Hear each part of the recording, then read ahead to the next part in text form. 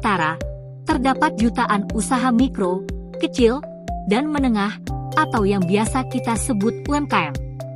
Mereka bukan sekadar toko kecil di pinggir jalan. UMKM adalah jantung ekonomi kita. Lewat dagangan sederhana mereka membuka lapangan kerja, membantu keluarga, dan menjaga agar uang berputar di lingkungan sekitar.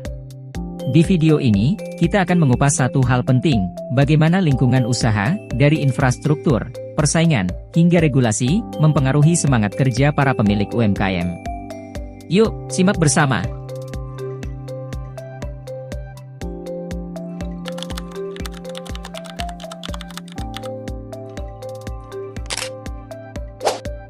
Mengapa UMKM itu penting? Mereka membuka lapangan kerja bagi jutaan orang, dan membantu pemerataan kesejahteraan.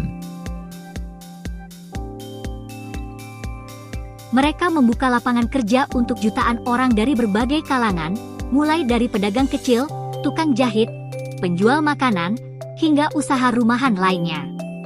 Hal ini membantu banyak orang mendapatkan penghasilan dan mengurangi pengangguran. Karena UMKM tersebar di berbagai daerah, tidak hanya di kota besar, manfaatnya juga dirasakan oleh masyarakat di desa atau daerah terpencil. Ini membuat kesejahteraan bisa dirasakan lebih merata. Selain itu, UMKM juga mendorong orang untuk berani berusaha sendiri dan membuat ekonomi di lingkungan sekitar menjadi lebih hidup. Jadi, UMKM punya peran penting dalam menciptakan pekerjaan dan membantu pemerataan kesejahteraan di seluruh Indonesia. Tahukah kamu? Setiap tahun, lebih dari 60 juta orang di Indonesia bekerja di sektor UMKM, yaitu usaha mikro, kecil, dan menengah. UMKM ini ada di mana-mana, dari Sabang sampai Merauke. Banyak orang membuka usaha seperti warung kelontong di depan rumah, jualan kopi dengan gerobak di pinggir jalan, sampai membuka bengkel sepeda di kampung. Usaha-usaha ini mungkin terlihat kecil, tapi sangat penting.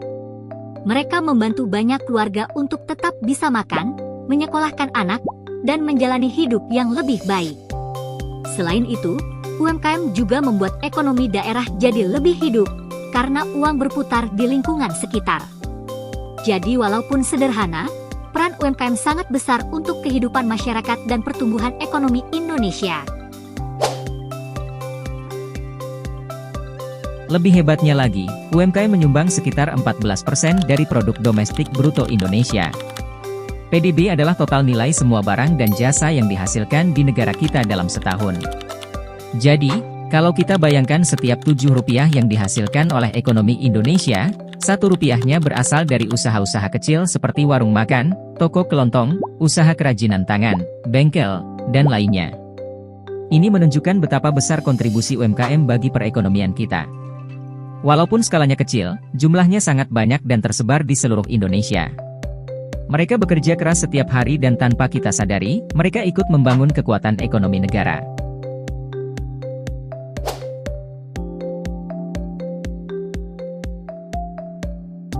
Pertama, tantangan terbesar yang sering dihadapi UMKM adalah persaingan pasar. Coba bayangkan Bu Ani yang setiap hari berjualan nasi uduk di pinggir jalan. Dia sudah punya pelanggan tetap, tapi suatu hari, ada penjual baru yang buka lapak tidak jauh dari sana dan menjual nasi uduk juga, dengan harga sedikit lebih murah. Dalam sekejap, sebagian pelanggan Bu Ani mulai pindah ke sana. Persaingan seperti ini sangat terasa, apalagi jika usaha yang dijalankan belum punya ciri khas atau keunggulan yang jelas. Di dunia digital, tantangannya bahkan lebih berat dan cepat. Hanya dengan satu klik, orang bisa langsung pindah ke toko online lain yang menawarkan harga lebih rendah atau promo yang lebih menarik. Tanpa strategi yang tepat, pelanggan bisa hilang dalam hitungan detik. Itulah kenapa pelaku UMKM harus terus belajar, berinovasi, dan menjaga kualitas agar tetap bisa bersaing. Kedua, tantangan lainnya adalah soal akses modal. Banyak pelaku UMKM butuh tambahan uang untuk mengembangkan usaha, tapi mengajukan pinjaman ke bank itu tidak mudah. Biasanya mereka diminta jaminan seperti sertifikat tanah, bunganya tinggi, dan prosesnya bisa memakan waktu berbulan-bulan. Memang sekarang ada solusi lain seperti pinjaman lewat fintech atau aplikasi digital, tapi sayangnya belum semua pelaku UMKM paham cara menggunakannya. Banyak yang masih kesulitan karena kurang informasi atau tidak terbiasa dengan teknologi. Ketiga, ada juga tantangan dari sisi regulasi atau aturan. Untuk menjalankan usaha secara resmi, pelaku UMKM harus mengurus izin usaha, membayar pajak, dan mengikuti berbagai aturan dari pemerintah. Masalahnya, aturan ini kadang berubah-ubah dan berbeda di tiap daerah.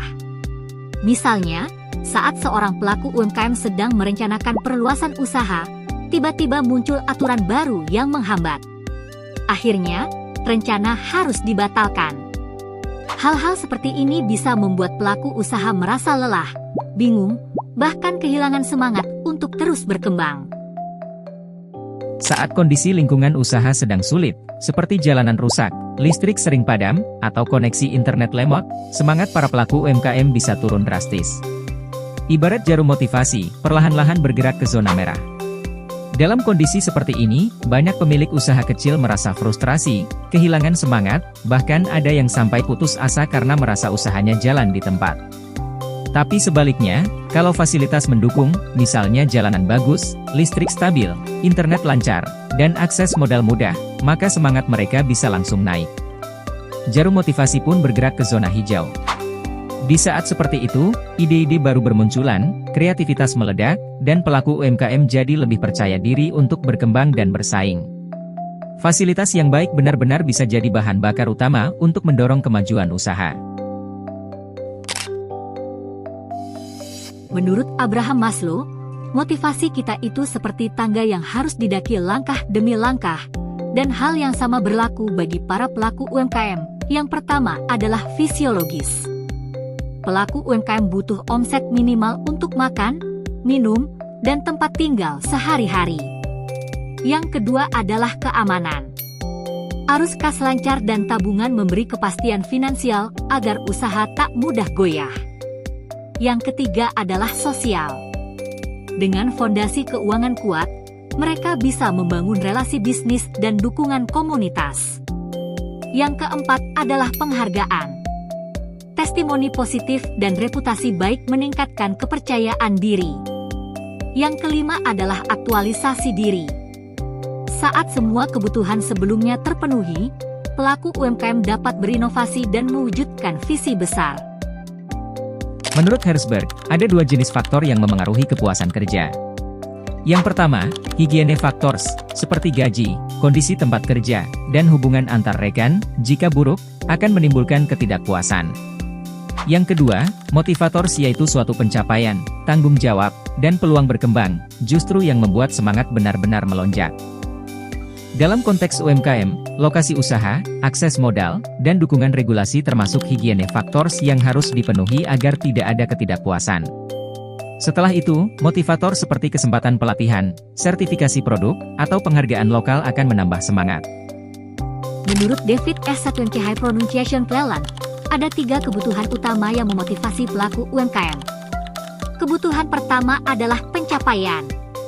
Ini adalah dorongan untuk mencapai target, misalnya menjual 100 porsi nasi uduk per hari. Saat target tercapai, kepercayaan diri dan semangat pun naik.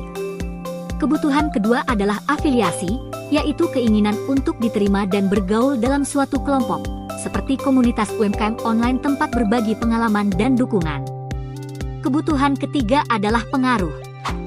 Pelaku UMKM yang termotivasi oleh kebutuhan ini ingin berbagi pengetahuan dan membantu orang lain, misalnya menjadi mentor bagi sesama pebisnis kecil.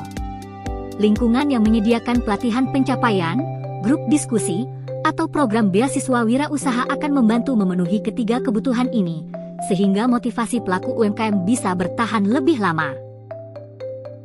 Dalam penelitian Ririm dan tim, mereka menyimpulkan bahwa semakin kondusif lingkungan usaha, semakin tinggi juga semangat kerja pemilik UMKM.